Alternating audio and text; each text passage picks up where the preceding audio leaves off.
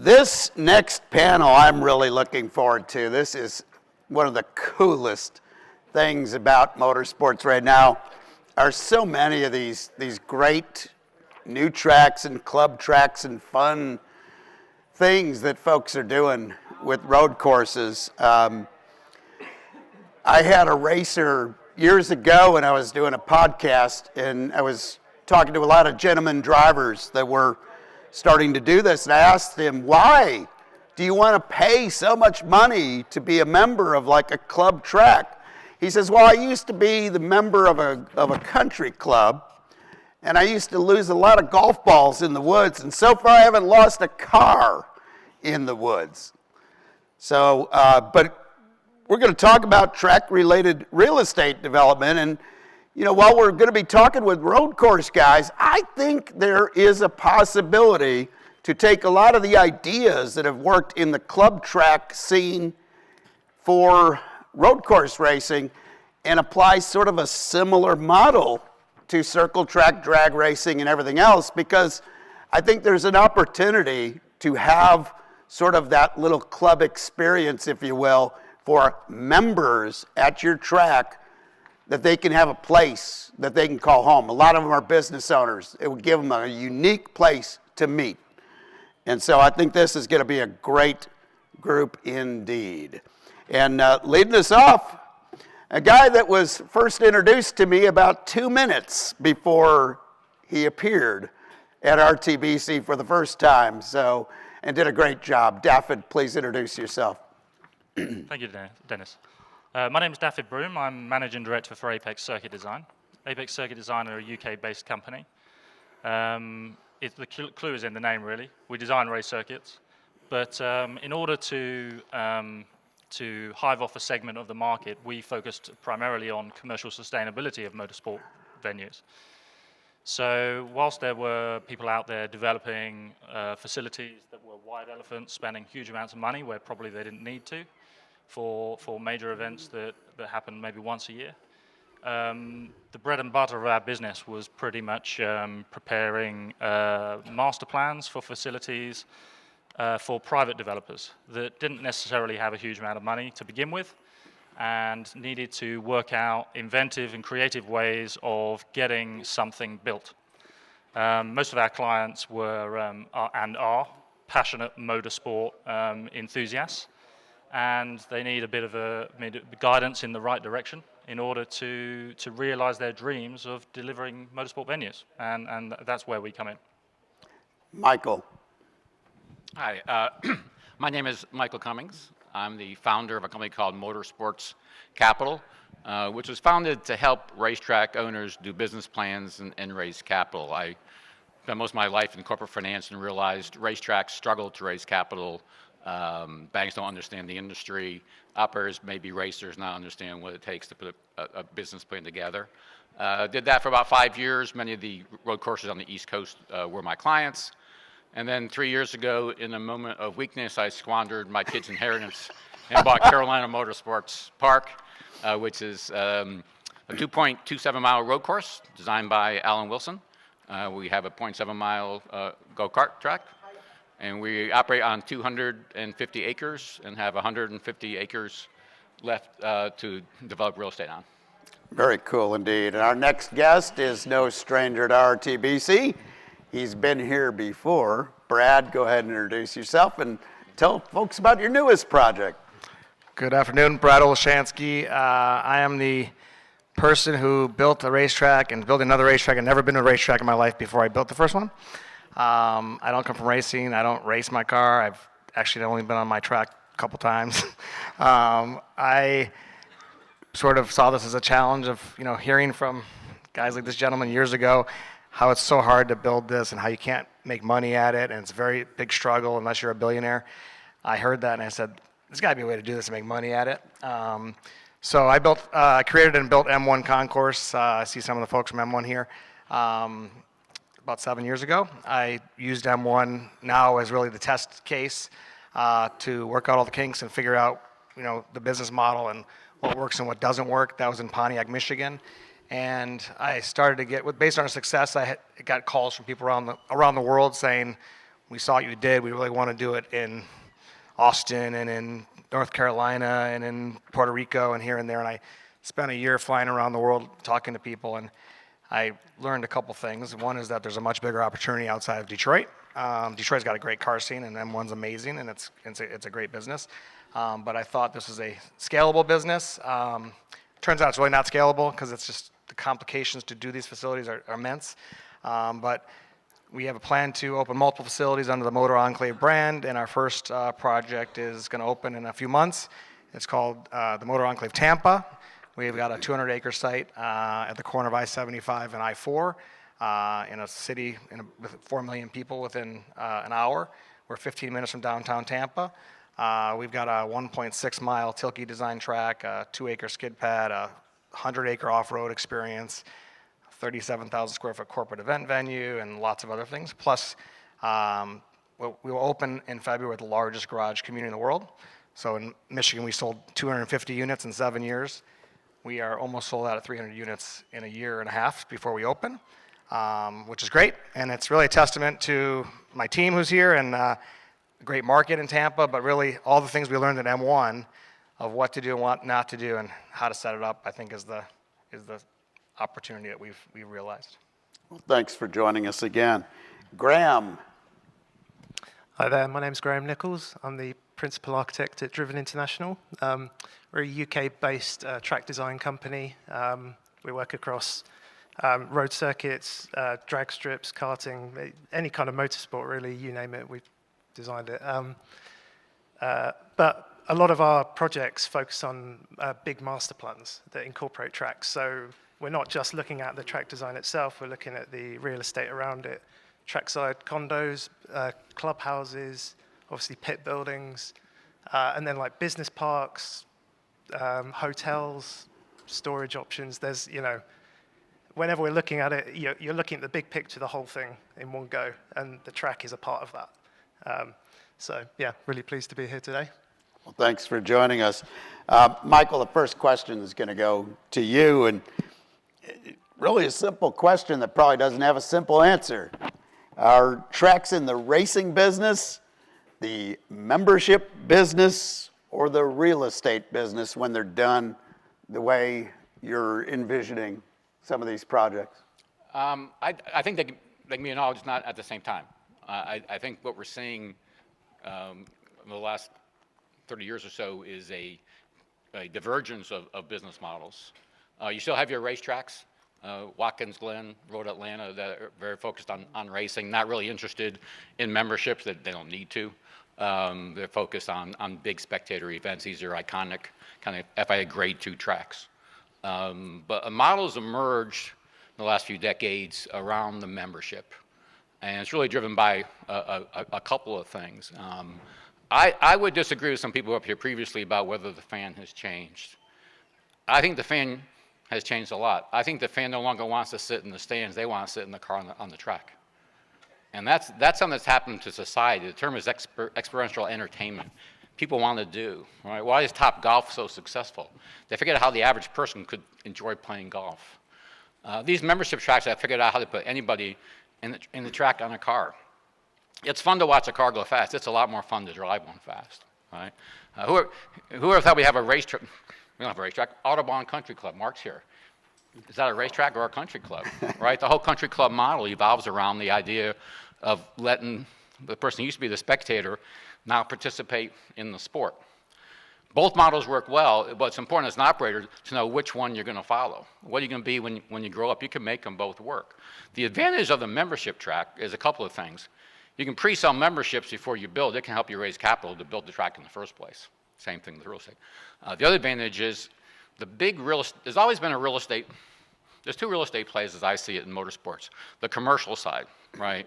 The advantage of just being located at a racetrack because you're in the business. Why are marinas on lakes? Because that's where the boats are, right? Why are race shops at racetracks? That's where the racetrack is. So I think anybody who owns a racetrack probably has an opportunity to have commercial people alongside them. I'm not sure operators focus on that. One thing I realized, when you're on a racetrack, all you're worried about is Friday night and getting through the weekend. It's very hard to think about the big picture and that real estate thing. And I know firsthand because I walk into my people's office with the next new idea, and they'll bite my head out. They're just saying, we're just trying to figure out how to open the gates on Friday night, right? So you have to discipline your think to think beyond the four walls of that racetrack and what else you can do with the property. But I think there's opportunities for everyone to have commercial activity at a racetrack because it makes sense. The bigger opportunity, though, is once you have memberships, then you get the opportunity to lease garages to them. Think of it as the golf model. If you play golf at a different course every week, you're going to keep your clubs in the trunk of your car. If you're a member in one course and you play the same course all the time, you want to leave them there in a locker. If you're a member of a country club racetrack, you want to leave your car there. You don't want to haul it home all the time. Well, that's the opportunity to lease a garage. You don't have that if you're a racetrack and the person comes there twice a year. And that's, to me, much of the real estate opportunity really flows down from the fact that this membership base can be upsold into other things, which really started kind of with the garage. And the big play really was now garage condos, where instead of leasing someone a 15 by 25 foot garage for $500 a month, you sold them a $400,000 condo, right? That market has done extremely well. Because one thing we realize is most of these members don't have one performance car. They got 4 or 5 or 6. And storage is a problem. They can't keep them home. I've got that many garages. They don't want to put them in a generic storage place. They don't want to buy a building someplace and just have them there. The membership model is as much social as it is being at the racetrack. The advantage of a condo at a racetrack is the person next to you will be interested in your cars, and your next door neighbor at home may not. So a lot of the energy around real estate and garages and condos really got there because of the new membership model. And it's an advantage of the membership model. So I think I think you can either be a racetrack and run races, and that's an okay model, very successful examples of that, or you can be a membership track. But the real estate opportunity is certainly greater for the membership tracks. All right, Brad, very successful with M1, now even more successful with your Tampa experience here. But what are some of the challenges that you had to face, whether it's zoning, tax situation? What are some of the situations that you didn't expect to have to encounter, or that are a big detriment to getting a project like that off the ground and then to completion? Well, I mean, there's so many. It's hard to even. I mean, Pontiac, Michigan, where M1 is known as one of the worst development environments in the world, and Tampa is 100 times worse. You know, in order to get this project off the ground, my model is I want to be close to where people live. I don't do any racing, sanctioned racing. 80% of the 115 million yards of garage we sold, 80% of my customers never been on a track before. They want a man cave, they want to have cars, they want to have a cigar bar, and they want to learn how to drive, or they want to take their Porsche and drive at speed in a controlled environment. We don't do any competition, we don't do any timing. And we're an event venue with events and things. But when it comes to challenges, when you want to find a site that's close to population, the challenges grow immensely with zoning. How do you get a racetrack approved in the middle of a city near population? You know, you got to find a diamond in a rough site. We found a site attached to a private airport and an I-75 on one side. Even with that, people don't want it. So you have to be willing to put up millions of dollars at 100% risk so you get your approval. It took 4 years to get the project approved in Tampa. The dirt that I bought, is the most challenging piece of dirt in Hillsborough County or in Florida. 200 acres, close to population. There's a reason why it's available, not just the noise from the airport and the freeway, which is great for us. Water issues, soil issues, environmental issues. I had to put a $5 million sewer pipe in. No real estate developer put a $5 million sewer pipe in for houses because it didn't pencil out. When we're talking about what business we're in, people always ask me what business I'm in. I said I'm in the brain damage business because I love brain damage, unfortunately. But once you get past the brain damage part, we have something that no one will ever have again in the region. There's lots of projects popping up, but at the scale that we did it at, and we're going to do it at again in a couple of places, it's, you got to just be able to go through those challenges. And just, back at one of the questions, some of the other prior panels, people always ask me what business, you're in the real estate business, and I say, I'm not in the racetrack business, I'm not in the real estate business, I'm not in the off-roading business, I'm not even in the event business. I see this project and these projects as a marketing platform for my clients. So yes, I've got a bunch of great customers buying garages and living the country club life there, and we're selling community and camaraderie, not storage there. We've got corporate clients that come and do team building, offsite board meetings. We got driving schools. We got all these different things.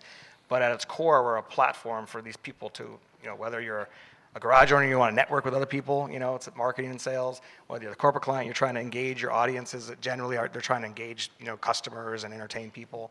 And then we've got a huge sponsorship program. Roger Penske, when I originally tried to raise money, he told me nobody would buy these garages in Pontiac. It was the worst idea ever. He may or may not be a customer there. But, he said, when it came to sponsorship, I said, hook me up with your sponsorship guy. We're building this facility. And he said, nobody's going to pay sponsorship dollars for a facility that doesn't have spectators. You have no eyeballs. You have no TV. You have no gate. And I said, no, you don't understand. We're going to have highly engaged people in one place. And when they're engaged, they're going to transact a much higher volume. So we've built a robust partnership program with naming rights deals and official category sponsors and affinity partners. And that's a huge profit center for us that, it's difficult. I'm a marketer. I came from a marketing background. I was a lawyer, like the guy in the last panel, with these weird lawyers that end up with business, somehow end up with some business acumen. But, it's a long-winded answer of your question, but just to say that in my particular case, I don't, every time I hear about races, racetracks and all that stuff, they're great businesses and they all have their unique niches. I don't want to be in the racing business. That's not my business. We don't do, again, we get approached all the time. I have a Tilke design track that could be it is an amazing track, but we just don't do any races. It's also, by the way, back to the zoning issue, because I talked to some of these guys who are trying to build facilities. We get our zoning because we're not a racetrack. Most cities in America have an ordinance against competitive racing. And, in Pontiac it was in 1940 something, in Tampa it was 1930 something.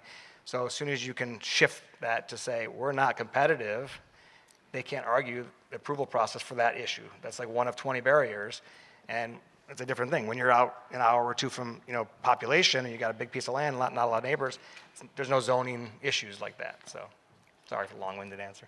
No, that's perfect. Defied, I'm going to pick your brain here a little bit. Once upon a time, I went to go major as an architect. So I love design, right? How do you design a track that's challenging but not too overwhelming for newbies and strike that balance? You're asking me or architect? Yeah. I mean, it's quite a tricky balance that you're trying to achieve. I mean, we've got a lot of experience across the board designing racetracks for Formula One with the Miami F1. We designed that track, and when we talk about the differences in when we're talking about the competition state to something that's suitable for the track members to enjoy, you're talking about something that you want to be fast. Provide the driver with an experience they're not going to forget in a hurry, but give them the opportunity to feel like a hero. That's what you're trying to do with these tracks.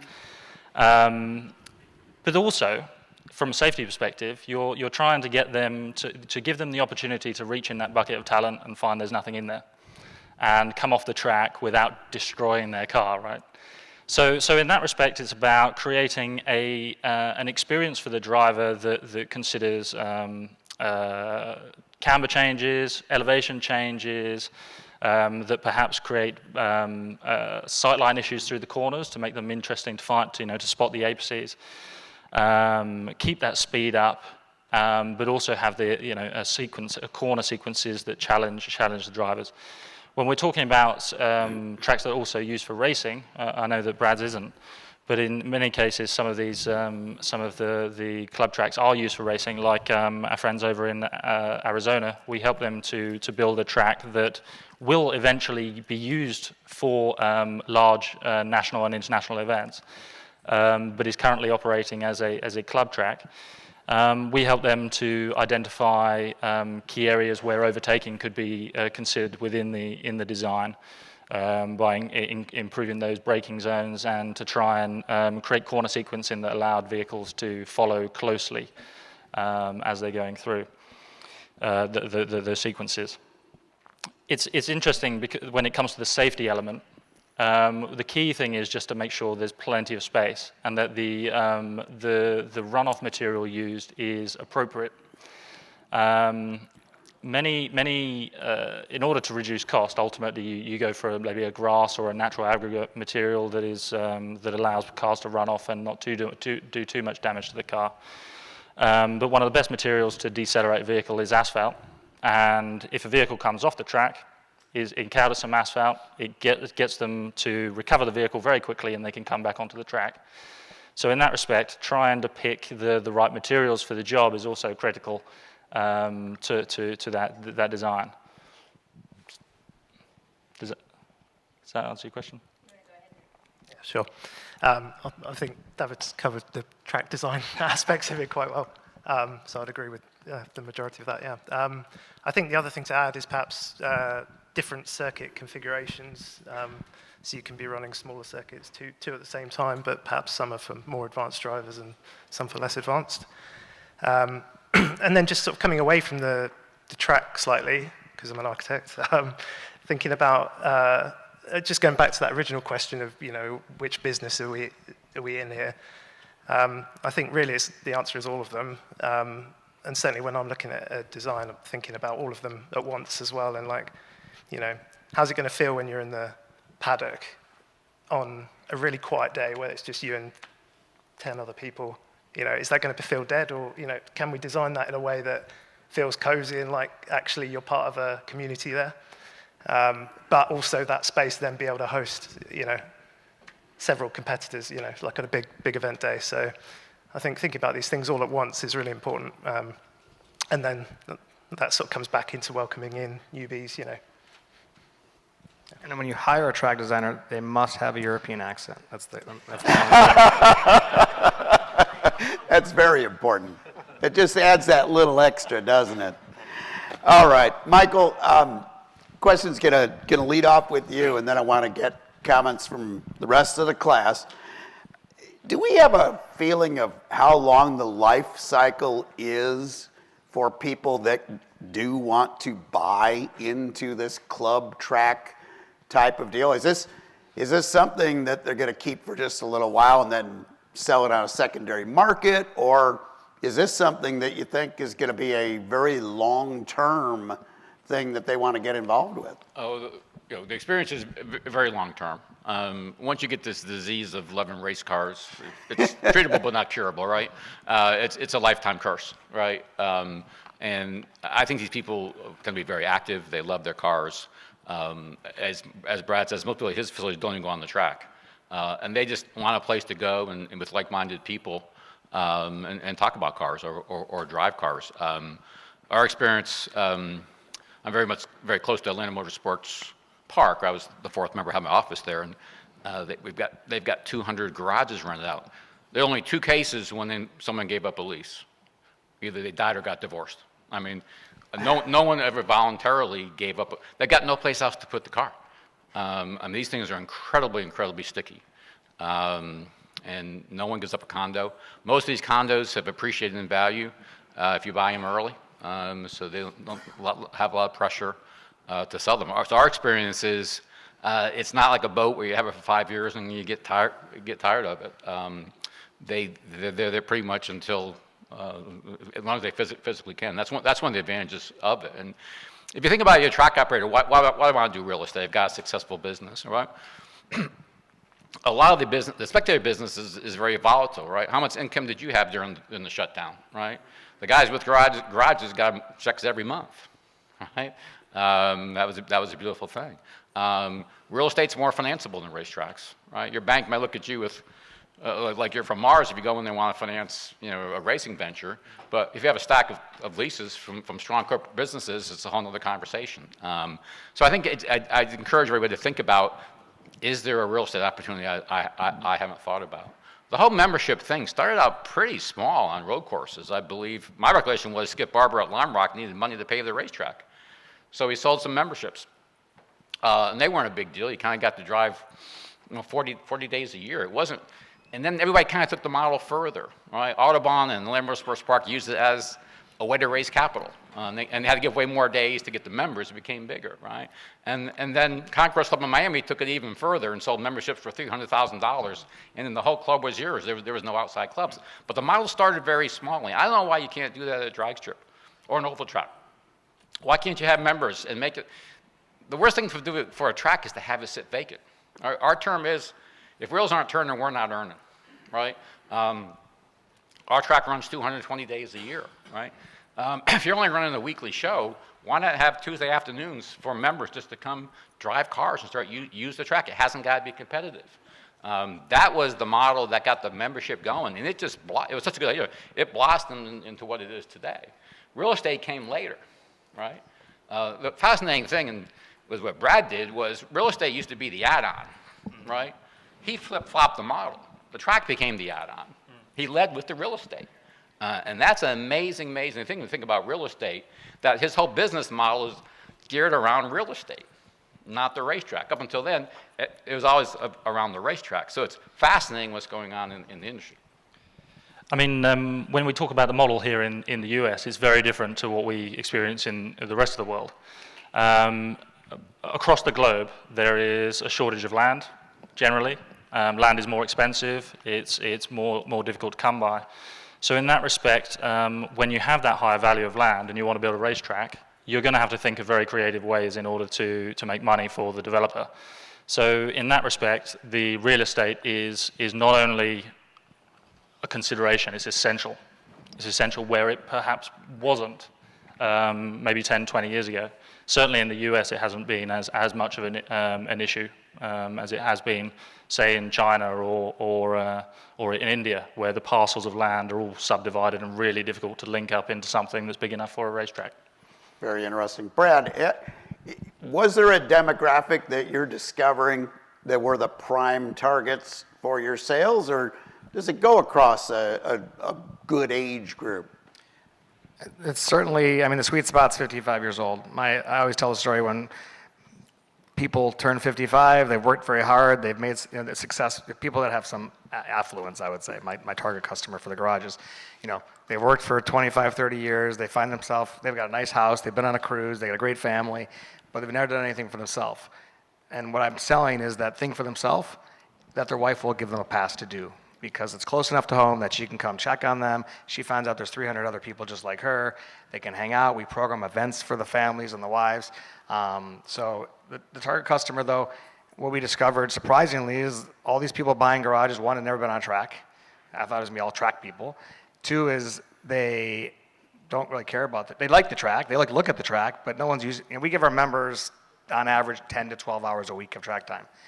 And everyone thinks we're crazy, but we monetize every other hour through corporate events and things that are not sexy. I mean, like the most use of our track is throw rides. It's like Disneyland.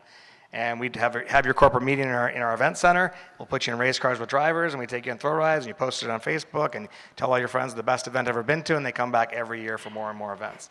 The target, obviously for the garages, you have to have means. There's no financing for these things. Some of these owners will get financing after the fact, but we're taking 100% cash buyers. We are financing the project through, we put a lot of money up front, but this is a $150 million project. We sell the garage on installment sales. Different states have different rules, but we take a third when they sign the contract, a third when we put the foundation in. So I've got 2/3 of their money before I put the building up. Obviously, with success with sales, it works good. If you don't have the sales, it's not good. Luckily, we had the sales in Tampa, because with construction costs going up the last 2 years, this would have been a huge disaster if we didn't have the sales. But the audience is surprisingly, it's not. I always tell the story like, everybody comes up to me every day and says, like, oh, my buddy's got a green Lambo, we should bring him by to, look at the project. No offense to anybody's got a green Lambo here. I always use that example. I live in an apartment building in Tampa, rentals. My garage is filled with Lambos and Ferraris. All those people in my building have $5,000 a month car payments. They can't afford a garage for $500,000. My customer is the opposite. Our customer at M1, these are people that, some of them may have had cars before. Many don't have the car. They're too embarrassed to drive a Ferrari around town, or they don't have a spot at home, or the wife won't let them have it. And all of a sudden, we're selling privacy. So they can keep their toy. They drive up in their Tacoma, and then after they buy the garage, they got 5 Ferraris in the garage a year later. They never take them off property. They just look at them. They drive them on the track here and there, put them out for a car show, talk to their neighbors. And we've got at M1, there's 1,000 cars. I don't know how many cars, 800 cars in the garages. people when they come to M1 are blown away. This is Metro Detroit, and there's crazy cars there. In Tampa, crazier. I mean, I've never been close to a Pagani. There's guys that have Paganis, and you never see them in town because the guy doesn't take it out. He doesn't drive it on the street in Tampa. So, and then it opens up the demographic much bigger. When you're not talking about racing guys or gals, you're talking about. I mean, I got a ton of doctors. I got a ton of people you would never think would be into cars or into the lifestyle.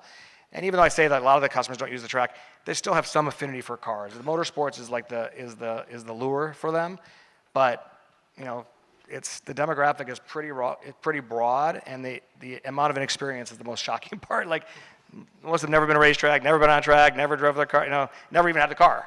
So I think what we're selling is the privacy, the community and camaraderie. And the last thing, to kind of close out that comment about when you turn 55, a lot of these people that have success, I've discovered, is they've worked their ass off, they've made the money, but they want someone to program their life. They want someone to give them a place to go. And by the way, the magic of what we have at M1 and what we're building here is we program it. We constantly have events. If you just sell the box and you move on, they will have turnover. You have to keep them engaged. You have to, have activities and events, and some of those things you can't make money on. So that's what we're selling is that lifestyle and the programmed lifestyle of a built-in community. But the garages are awesome. We don't, in the end, we make a ton of money in the garage, but we use that to pay off the rest of the facility. So from a finance perspective, our goal is we sell enough garages that we've paid for everything, so everything else is how do we monetize every hour of the day.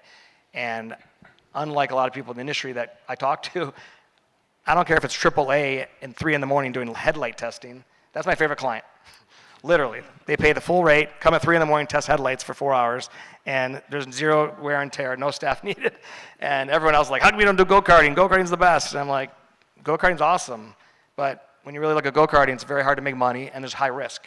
I'm trying to mitigate risk and make as much money as possible while we do it, not do fun stuff. Motorcycles are awesome. I love motorcycles. Motorcycles just bring a different level of risk, insurance, liability, accidents, and it's awesome. Many of my customers like it, but I said there's facilities for that. Go do it at other facilities. So I'm always about how do we maximize the business opportunity at the lowest risk, knowing that the customers, when you talk about design, Tilke's unbelievable. Tilke designed a track that they could make Formula One, level whatever, grade 1, whatever. I dialed it back so much because I said my members will kill themselves the first week because they all have 4 GTs and Pistas and all these crazy cars. We dialed it back. We shortened the straight. We shortened the turn. And Tilke's like, you're out of your mind. That's my business. I'm just trying to be safe and make it a viable business because the ownership of these garages, and they don't leave, and they respect the facility, which generates a long-term value for the garage. But if the place is a free-for-all and there's accidents every day, they're all going to leave. They're not going to pay as much. They're not going to grow in value. So it's just I think the industry is moving towards that, understanding that generally speaking, the people I've met, the families that are third-generation drag strip owners, and there's awesome passion. There's a lot of young people coming. People are learning from the mistakes over the years. They're unfortunately, and I've heard from some of the other panels, there's just a history of, and it's still there. The industry is so far behind every other sport because there was not a concern for safety. It was I want to race a car, and car racing is dangerous. It doesn't have to be. I want to get insurance, and insurance is expensive. It doesn't have to be expensive if you use the right insurance guy, and if you understand how to position it, and if you have the controls in place. So I think the adoption rate amongst all these facilities doing these things is changing, shifting the paradigm to make these viable businesses, which I think is the best part about it. Because when I started this 10 years ago, everyone said, worst business ever, you lose your ass, don't build a racetrack, it's horrible. It's what you heard from everybody. So now they're saying, wow, that's interesting. And the numbers prove themselves when you still can't get financing. Even with M1, they still it just doesn't, no one wants, it doesn't fit in a spreadsheet at a bank. So if it's the condos or apartments or this or that, they could do it, but as soon as you say racetrack, they run for the hills. Maybe it was the fact that you were an outside guy that you didn't listen to all the voices there. But 100%. I mean, 100% of my success is because I didn't come from the industry. Honestly, I feel, and I generally don't hire people from the industry because there's a lot of bad habits, and there's just historical things, the way things operate, and there's a mentality that's the way it's always been done. When I hear that's the way it's always been done, I'm like, I gotta do the opposite. That's the thing I say the most to my team is if someone else is doing it this way, we want to do it the opposite way. You know, it's when someone, it's like the business in you know, this, any kind of passion business, people say you're crazy, it's not going to work. Well, as soon as someone says that, I tell my kids all the time, like, if they tell you your idea's crazy, it's probably a good idea. And you're right about them wanting to have a place off-site, away from home, to have their car because they don't want their son's friend Ferris Bueller taking it for a joyride. All right, Graham, when it comes to design in your firm, it's not just about developing a great track, it's about the whole property. Talk a little bit about that whole master plan concept. Yeah, sure. So I think, you know, there's a lot of circuit operators in the room. I think, you know, you've got day-to-day people coming into your circuit, so you've already got the people coming in. You just need to sort of capitalize on what else you can add into that mix and where best to place these new developments. And I think we talked a lot about membership here, like quite rightly, I think. But that's perhaps not applicable to every circuit. So, you know, we've you know, just basic level car storage, I think, is quite popular. I mean, certainly it's popular in Europe. I assume it carries over here as well. But, you know, and then enhancing that, perhaps that can have a view of the track. Businesses that have a presence on your circuit, you know, even like things like fuel stations, you're going to need them. Like, could that become something that is publicly accessible as well as just for the track? Yeah. David, anything you want to add to that? I mean, all the ideas that we're talking about here, I mean, they apply equally to existing venues as they do to brand new venues. They're probably easier to implement in new venues in many ways. But then again, at the same time, we've got a number of circuit owners here that have the land already sorted, they have all the planning permission already sorted or close to. They have the hard part already built, the track. It's about then leveraging the value that the track brings to the land in order to develop all these other things that come with it. And if you can frame that opportunity in such a way with the right business plan that's backed with the right stamp from a commercial consultant, you've then got a much greater chance of being able to go through the door and get an investor on board. So we work with many companies across the world to help us with those commercial sustainability elements, including KPMG, who was here last year. I mean, one of the things that we've been doing recently with some of the people in the room have experienced it. Through Michael, we've been doing an initiative called the Apex Test Drive, where in effect people provide us with the opportunity to pitch to them for half an hour in a conference call about what we would do with their site in an ideal world.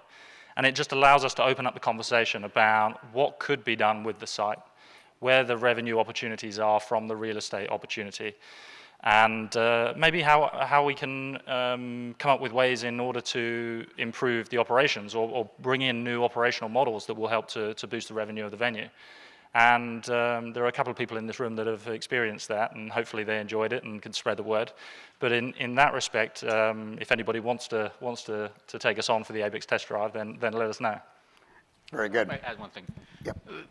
The importance of the master plan is it forces you to think ahead, and you don't get caught where you may have a great opportunity. You could build something, and the return is great, and you're proud of it. And then 5 years later, you want to build something else, and you realize you can't because you need 10 more feet to put a road through there or something. And it's a great discipline to make you think ahead, not what the next project is for 2022, 2023, but 2028. And how do you maximize all of that land? It's like a train circuit, right? You got the train board, you got so much acres, you've got to optimize the whole thing. And these guys do beautiful work. I've seen the master plans that they do, but I can't tell you how many times we sat there and we think about that master plan, because one thing about real estate, once you build a building, you're probably not going to move it or take it down. And you got to get that building right, but you also got to get that building right in terms of everything else you're going to do on all your available acreage. So it's a lot of work. You got to do it, but it's well worth the time to do that. So Michael, I'm thinking a lot of the circle track, a lot of the drag strip guys, I mean, they race, their drivers race there every week. The cost of diesel and the neighbors being upset about the sound of the car in their garage, it seems like this would be a viable business plan for some tracks to pursue if they've got the real estate. How would they even get started to do something like that then? Well, we all, every racetrack owner in my mind is in the inventory management business. Our product is 100% perishable. It's track time, right? Today's track time, you can't sell it at half price tomorrow. It's gone forever, right? And we need to think about how we get people on that track every day. We've developed a business of first responder training. We have police forces from around the state come and train on our track because it's a closed circuit track. We've had school buses testing EPS systems. There are people, movie sets. There are things that happen on your track. In addition to the experiences, it's not very hard to organize the experiences like Brad does. But I think you have to sit back and say, how am I managing this inventory? The thing I would warn you about, it's easy to fall into, is, and it's great to visit other tracks and get ideas, but you can't copy everybody else because your situation is never the same. I've seen people come in to the tracks and say, I'm going to go home and do exactly what so-and-so did. Well, maybe I can get the same demographics. Maybe you don't have a 400-person membership. Maybe you don't have this, right?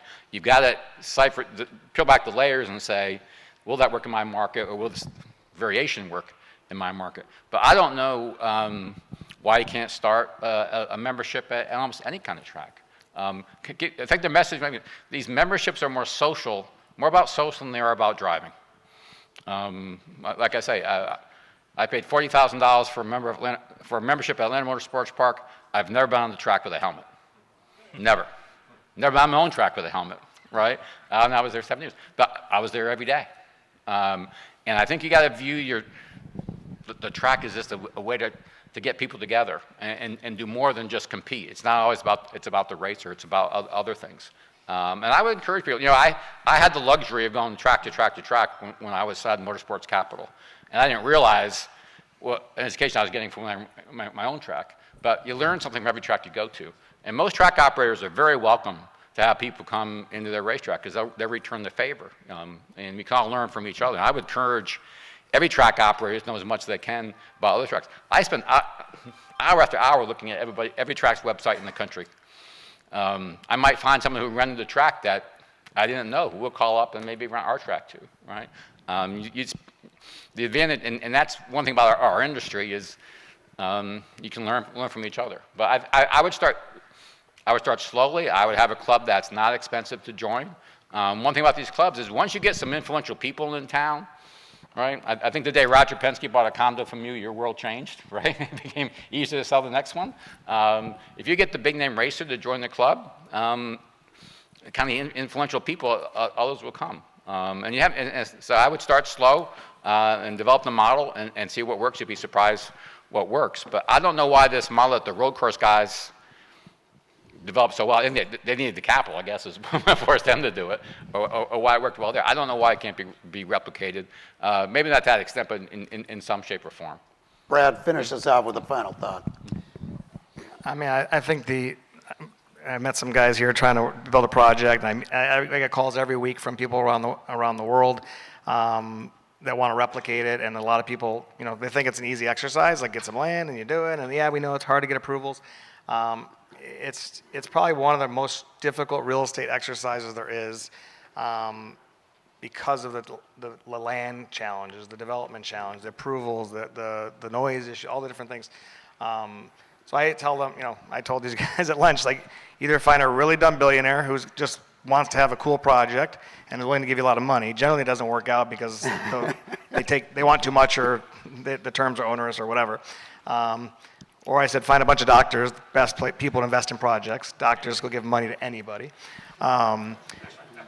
Or grind it out like I did, and figure out a business model that is viable and be willing to, and you got to risk a lot, like any other business and as an entrepreneur, but be willing to go through, every day people looking at you saying you're crazy, it's never going to happen, it's not going to get approved. Cities do not want to help these projects generally. They will talk a good game generally. It depends on but in our business, when you're close to a metropolitan area, they don't want to hear about it. Even garages are controversial. I'm like, why are garages controversial? In the mindset of a municipal planner, garages are mini storage. And I had so many conversations with people saying, do you understand this is a dream project for any city? And we're working on projects with just garages, which is it's probably the best business because the risk is way lower. And imagine selling, whether it's 60 units or 300 units, on one site that pay the top tax rate, that never default, they're all cash buyers, and we don't use schools, we don't use buses, we don't barely use utilities. This is what every city should want these projects. But when you say garages, they're like, oh, we don't want a lot of garage doors, that's ugly, and then they put a Denny's around the corner. So, I mean, we've had 2 failed zonings in Nashville for our project there when it was like a slam dunk, and it just garages. We're gonna build 200 garages in a suburb of Nashville.